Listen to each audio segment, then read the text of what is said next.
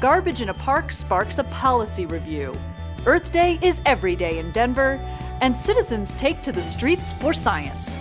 I'm Rebecca Jacobson, and this is YCN.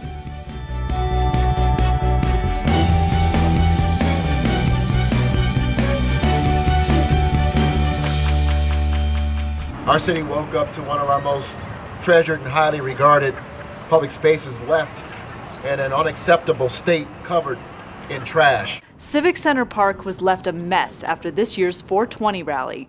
Mayor Hancock ordered a top-to-bottom review of policies, requirements, and enforcement for this event and others. To ensure that this type of disrespect of Civic Center Park or any of our public spaces does not happen again. The city will also look at addressing any violations made by event organizers. There are, of course, consequences and sanctions for violations under our parks permit, and we'll be looking at those carefully.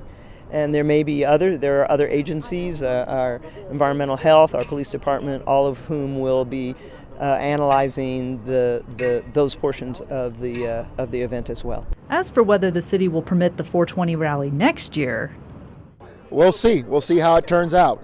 But we're going to take a real tight, scrutinizing look at the event. We're going to take a look at how we could have improved things through our efforts as well. And at the end of the day, we'll have to make a decision with the organizers on what's the best path forward. Ironically, on the morning of the 420 aftermath, Earth Day events were being held just across the street at the Webb Building. The 420 mess or the rain didn't stop the city's Earth Day celebration.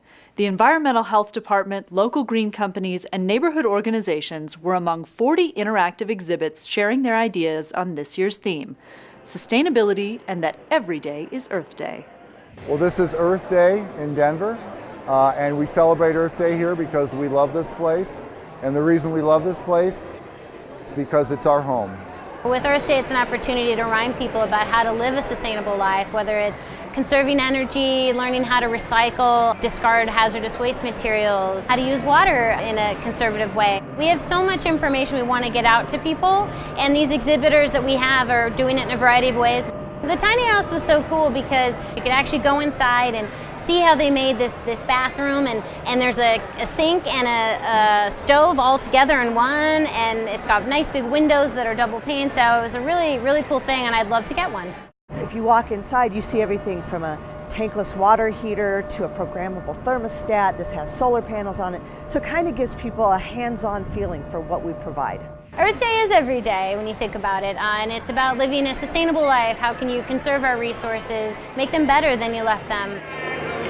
Earth Day was also a great day for science. On Saturday, around 8,000 people marched through downtown Denver as part of the International March for Science. The March for Science melded with other Earth Day activities, and city and state representatives spoke up for defending science. We have to defend science. We have to defend what's factual, not what's fictional. It wasn't all signs and slogans. Civic Center Park was also filled with booths to educate the public on science. What did the marchers want? For scientific evidence to be used in public policy, and more funding for scientific research. President Trump has proposed cutting 20% of the National Institute of Health's budget, which would hurt important research in Denver, says Robert Doble, a cancer researcher at Anschutz.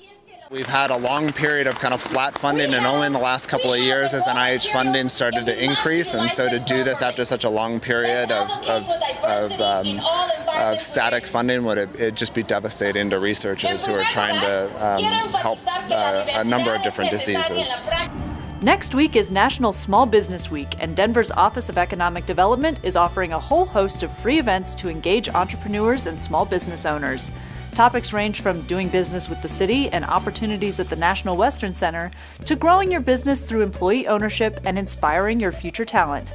The keynote address will be on women in business.